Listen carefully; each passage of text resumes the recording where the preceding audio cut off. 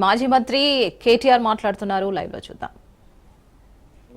ఈ రోజు పండుగ జరుపుకుంటున్న క్రైస్తవ సోదరులందరికీ కూడా పేరు పేరున హృదయపూర్వకంగా వారికి కూడా శుభాకాంక్షలు తెలియజేస్తూ, అక్కగారు చాలా సింపుల్ గా క్లుప్తంగా చాలా అద్భుతంగా ఒక విషయం చెప్పినారు.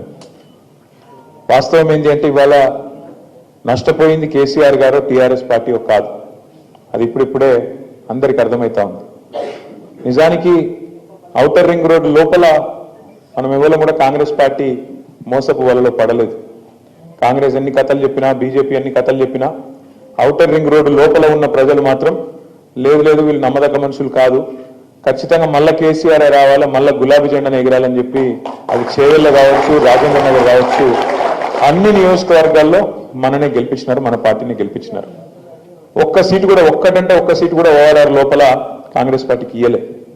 బీజేపీకి కూడా అడ్డుమారు గుడ్డి దెబ్బ అని ఒక సీట్ వచ్చింది, అది కూడా మన క్యాండిడేట్ మనం పెట్టినోడు కొద్దిగా కరెక్ట్ లేకుండా ఆఖరికి ఆగమాగం చేసిండు కాబట్టి గోషామయాలు పోయింది. కానీ లేదా బరాబర్ గోషామయాలతో సహా కాంగ్రెస్ కు బీజేపీకి ఒక్క సీట్ రాకుండా హైదరాబాద్ను ఏకపక్షంగా మనం స్వీప్ చేస్తుంటే, వాస్తవం ఏంటి అంటే ప్రజలు ఎప్పుడైనా కూడా మంచి పనులను ఖచ్చితంగా ఆదరిస్తారు.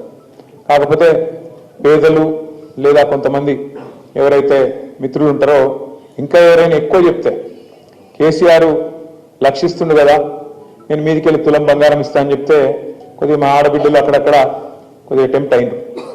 రైతులు కేసీఆర్ 10,000 ఇస్తుండు కదా, నేను 15,000 ఇస్తా అంటే అర్జెంటుగా ఉడికి 2 లక్షల లోన్ తెచ్చుకో, నేను వస్తూనే ఉన్నా, వచ్చిన మర్నాడ సంతకం పెడతా, మొదటి సంతకం పెడతా అంటే రైతులు కొద్దిగా అటెంప్ట్ అయింది.